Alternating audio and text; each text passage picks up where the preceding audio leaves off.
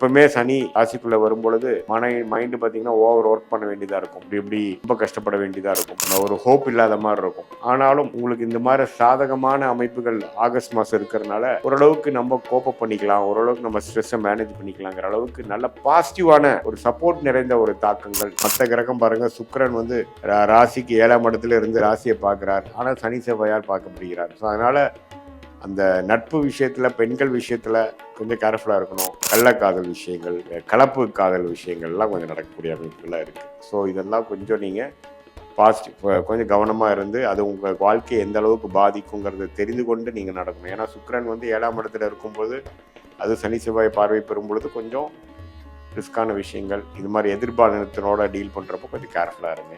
வணக்கம் bro vibe பக்தி channel நேர்களே, நான் உங்கள் அன்பான சயின்டிஃபிக் வேதிக் அஸ்ட்ராலஜர் அஸ்ட்ரோரஞ்சி பேசுகிறேன். மீனராசிக்கு ஜென்மசனி போய் கொண்டிருக்குதுங்கிறது எல்லாத்துக்கும் தெரியும். அதில் வந்து குரு பார்வை பெற்று விட்டார், அது கொஞ்சம் நல்ல விஷயம். அதே மாதிரி ராகு 12லையும் கேது 6லையும் இருக்கிறார். மாத கிரகமாகிய ராஜயோகாதிபதி செவ்வாய் 4ஆம் இடத்துலேருந்து 10ஆம் இடத்தை பார்க்குது. தொழிலில் ஜெயிப்பது, தொழிலில் முன்னேற்றம், தொழில் முனைப்பு, வேலை முனைப்பு, வேலையில் கெட்டிக்காரத்தனம், இதெல்லாம் கொடுக்கக்கூடிய அமைப்புகள் இருக்கு. எப்பவுமே ஒரு ராஜயோகாதிபதி கிரகம் 10ஆம் இடத்துக்கு சம்மந்தப்படும் பொழுது உத்வேகமாக செயல்படுவோம், நல்லா முயற்சி எடுப்போம், எல்லாமே ஓரளவுக்கு சாதகமாக இருக்கும். ஸோ மாதம் முழுவதும், ஆகஸ்ட் மாதம் முழுவதும் செவ்வாய் 4 இருக்கிறது நல்ல ஒரு அமைப்பு, அது நீங்கள் தெரிஞ்சுக்கணும். அதுக்கப்புறம் அடுத்தபடியாக வரக்கூடிய 5ஆம் இடம் என்று சொல்லப்படுகிற லக்ஷ்மி ஸ்தானத்தில் சூரியனும் புதனும் சேர்ந்து குருவோட சேர்ந்துருக்கிறது அற்புதம். ஸோ இதனால் நல்ல ஒரு இடம் சார்ந்த விஷயத்தில் பாக்கியம். என்னதான் ஜென்மசனி போனாலும் சில பெனிஃபிட்ஸ் வர்றது, ஒரு தொடர்பு மூலமாக டக்குன்னு ஒரு கான்டாக்ட் மூலமாக ஒரு பெனிஃபிட் வர்றது, ஒரு ப்ராஜெக்ட் வர்றது, அது மாதிரி விஷயங்கள். அதே சமயத்தில் நம்ம வந்து இடம் சார்ந்த விஷயங்கள், சுப விஷயங்கள், இதெல்லாமே கொஞ்சம் அஷ்டமசனி இது ஜென்மசனியாக இருந்தாலும் சிலதெல்லாம் கொஞ்சம் பாசிட்டிவாக தான் நடக்குதுங்கிற மாதிரி சில பாசிட்டிவான அமைப்புகள் கண்டிப்பாக உண்டு. லாபங்கள் பெறக்கூடிய அமைப்பு, இதுவரைக்கும் நம்ம செய்த ஒர்க்குக்கு வந்து ஒரு நல்ல ப்ராஃபிட்டு, நல்ல ஒரு பெனிஃபிட்டு, ப்ரொமோஷனு. என்ன கொஞ்சம் ஜென்மசனியில் வேலையும் ஸ்ட்ரெஸ்ஸும் அதிகமாக இருக்குது, பட் இருந்தாலும் நம்ம சமாளித்து நான் போயிட்டேன் அப்படிங்கிற மாதிரி ஒரு நல்ல அமைப்பை கொடுக்குது. ஏன்னா எப்பவுமே சனி ராசிக்குள்ளே வரும் பொழுது மைண்டு பார்த்திங்கன்னா ஓவர் ஒர்க் பண்ண வேண்டியதாக இருக்கும். இப்படி ரொம்ப கஷ்டப்பட வேண்டியதாக இருக்கும், ஒரு ஹோப் இல்லாத மாதிரி இருக்கும். ஆனாலும் உங்களுக்கு இந்த மாதிரி சாதகமான அமைப்புகள் ஆகஸ்ட் மாதம் இருக்கிறதுனால ஓரளவுக்கு நம்ம கோப்பப் பண்ணிக்கலாம், ஓரளவுக்கு நம்ம ஸ்ட்ரெஸ்ஸை மேனேஜ் பண்ணிக்கலாங்கிற அளவுக்கு நல்ல பாசிட்டிவான ஒரு சப்போர்ட் நிறைந்த ஒரு தாக்கங்கள் இருக்கதான் செய்கிறது. ஸோ இதுதான் வந்து நீங்கள் வந்து தெரிஞ்சிக்கக்கூடிய அமைப்புகள். அதே மாதிரி மற்ற கிரகம் பாருங்கள், சுக்கிரன் வந்து ராசிக்கு 7ஆம் இடத்துல இருந்து ராசியை பார்க்குறார். ஆனால் சனி செவ்வாயால் பார்க்கப்படுகிறார். ஸோ அதனால் அந்த நட்பு விஷயத்தில், பெண்கள் விஷயத்தில் கொஞ்சம் கேர்ஃபுல்லாக இருக்கணும். அந்த காதல் அது மாதிரி விஷயத்தில் பார்த்திங்கன்னா திடீர்னு ஒரு சில பிரச்சனைகள் வரக்கூடிய அமைப்புகள், கள்ளக்காதல் விஷயங்கள், கலப்பு காதல் விஷயங்கள்லாம் கொஞ்சம் நடக்கக்கூடிய அமைப்புகளாக இருக்குது. ஸோ இதெல்லாம் கொஞ்சம் நீங்கள் கொஞ்சம் கவனமாக இருந்து அது உங்கள் வாழ்க்கையை எந்த அளவுக்கு பாதிக்குங்கிறத தெரிந்து கொண்டு நீங்கள் நடக்கணும். ஏன்னா சுக்கிரன் வந்து 7ஆம் இடத்துல இருக்கும்போது, அது சனி செவ்வாய் பார்வை பெறும் பொழுது கொஞ்சம் ரிஸ்கான விஷயங்கள், இது மாதிரி எதிர்பாலினத்தினோட டீல் பண்ணுறப்போ கொஞ்சம் கேர்ஃபுல்லாக இருங்க. மற்றபடி பார்த்தீங்கன்னா மற்ற கிரக அமைப்பெல்லாம் கொஞ்சம் நல்லா தான் இருக்குது. ஜென்மசனி தாக்கத்தில் இருக்கக்கூடிய நீங்கள் ஓரளவுக்கு சமாளிக்கக்கூடிய ஒரு மாதமாக, ஓரளவுக்கு பெரிய பாதிப்பு இல்லாமல், உத்வேகம் குறையாமல் வரக்கூடிய ஒரு மாதமாக இந்த ஆகஸ்ட் மாதம் வருது. மாணவர்கள் பார்த்திங்கன்னா கொஞ்சம் நல்லா ஹார்ட் ஒர்க் பண்ணி படிக்க வேண்டியதாக இருக்கும், லாங் ஹவர்ஸ் படிக்க வேண்டியதாக இருக்கும். அப்பப்போ அவங்க பண்ணுற சில தவறுகளுக்காக திட்டு வாங்குறது, பிரச்சனை ஆகிறது, ஸ்கூலில் கொஞ்சம் பிரச்சனை ஆகிறது, அது மாதிரி விஷயங்கள்லாம் கொஞ்சம் இருக்கும்.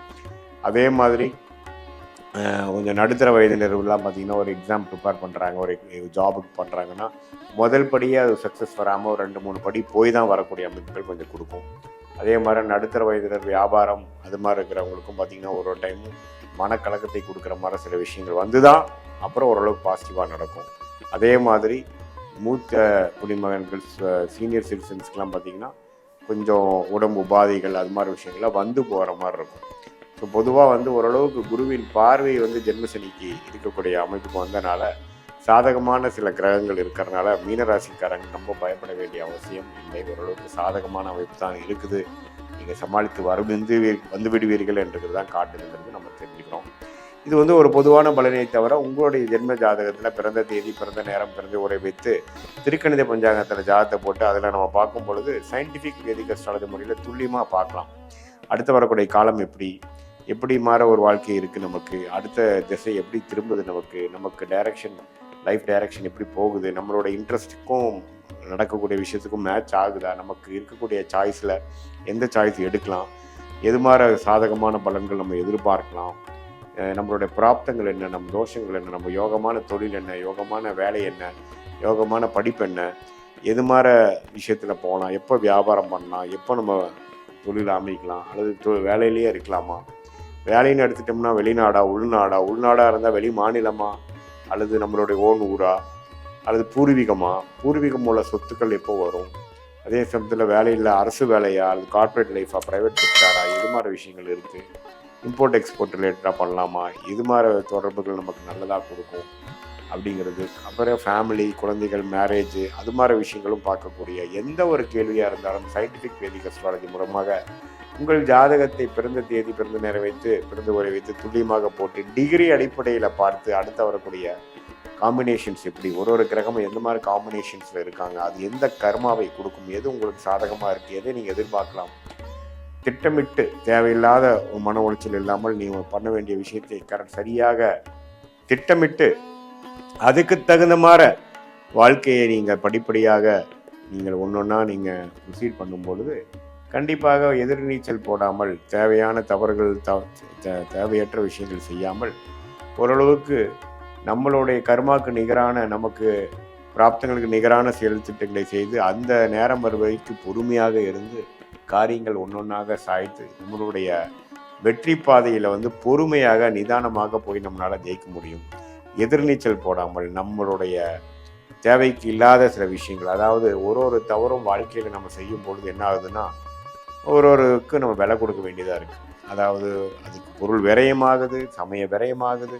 அதுக்கப்புறம் நம்ம திரும்பி நம்மளோட வெற்றி பாதையில் போகிறக்குள்ளே போதும் ஆயிடுது இல்லைங்களா?